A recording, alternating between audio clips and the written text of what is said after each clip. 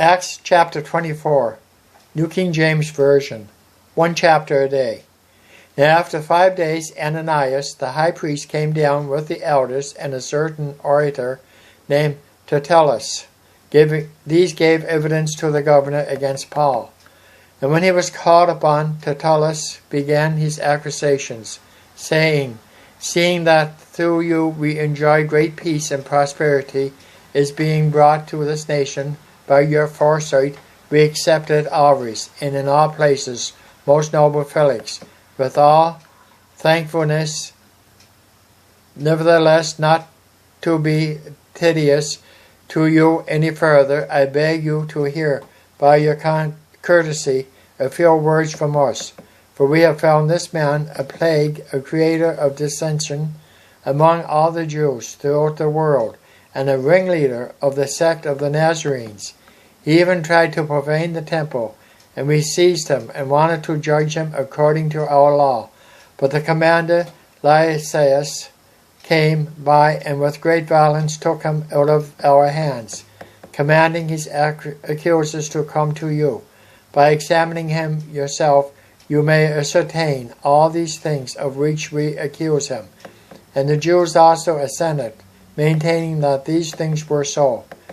Then Paul, after the governor had nodded to him to speak, answered, Inasmuch as I know that you have been for many years a judge of this nation, I do the more cheerfully answer for myself, because you may ascertain that it is no more than 12 days since I went up to Jerusalem to worship, and they neither found me in the temple disputing with anyone, nor inciting the crowd, either in the synagogues or in the city.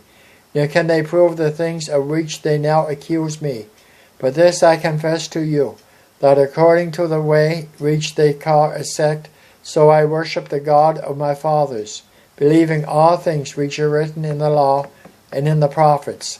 I have hope in God, which they themselves also accept, that there will be a resurrection of the dead, both of the just and the unjust. This being so, I myself always strive to have a conscience without offense toward God and man. Now after many years I came to bring alms and offerings to my nation, in the midst of which some Jews from Asia found me purified in the temple, neither with a mob nor with tumult. They ought to have been here before you to object if they had anything against me, or else let those who were here themselves say if they found any wrongdoing in me, while I stood before the council. Unless it is for one statement which I cried out standing among them, concerning the resurrection of the dead, I am being judged by you this day.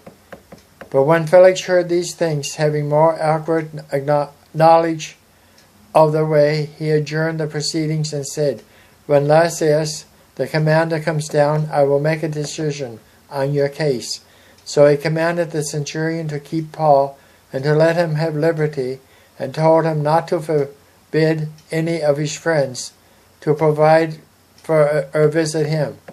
And after some days, when Felix came with his wife Drusilla, who was Jewish, he sent for Paul and heard him concerning the faith in Christ.